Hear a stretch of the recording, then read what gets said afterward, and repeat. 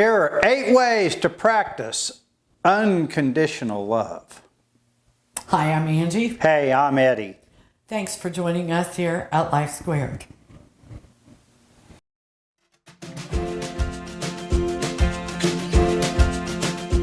Welcome to Life Squared, brought to you by the Perfectly Imperfect Network, from imperfect folk everywhere.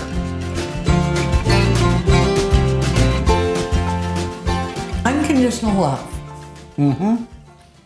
Arguably, it's the only kind of love that's really love. Because if you love unconditional, if you love conditionally, is that really love? Right. Lots of people have asked that question. I'm not sure we're going to come to a conclusion about that tonight. But love is an act. Now, the act of love brings upon a lot of different feelings. Some are good, some aren't so good. I mean, if you love someone, they can hurt you, right? They can, yes. What you need to do is to learn to love without condition. What does that mean? You need to just love in spite of or despite of the negative or positive. I mean, when you're in the depths of hell, sometimes you don't love somebody because of what's going on in their life that's good. Yeah, exactly right. So it's not always negative. So we're going to start out with number 1. Number 1. Be patient and listen. Actively listen. Know what the person said. Think about what they said. Number 2, probably the most important, and when we talk about almost every time we do one of these, wait for the facts, don't speculate. Yep. Don't assume, and don't take some third-party person's word for whatever's happened. Exactly. But even when someone has done something you don't like, remember, it's not about you. And what they do is not a reflection of you. Yes, it's true.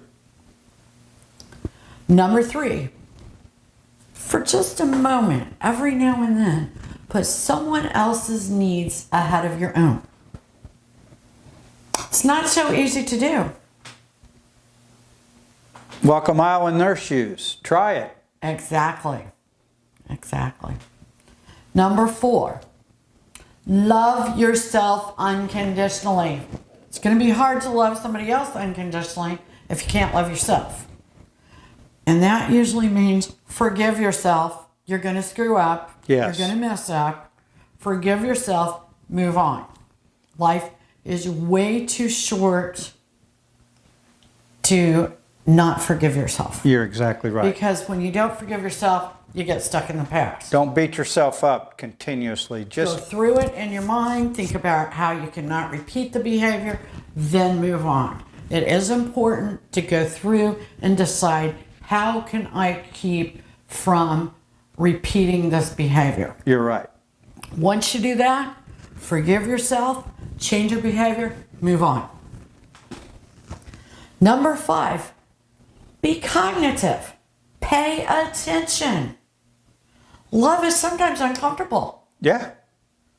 But it's well worth it. Of course it is. And number 6, forgive.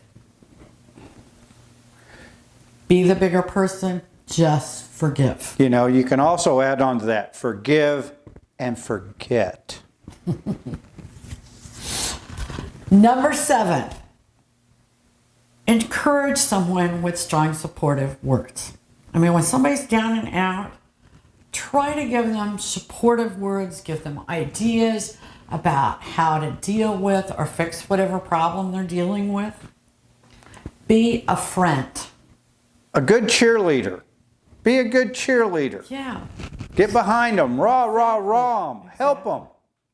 Pump them up. Number 8, we like to call it performing mitzvahs. Yes, we do. That's a Jewish term for good deeds. Random acts of kindness. And that's another time you need to walk a mile in someone else's shoes. You know, you'll be surprised how good it makes you feel to do something that no one knows about, but you did something that you know is going to help someone else's life and make a difference. It will make you feel so good and so happy. It's amazing.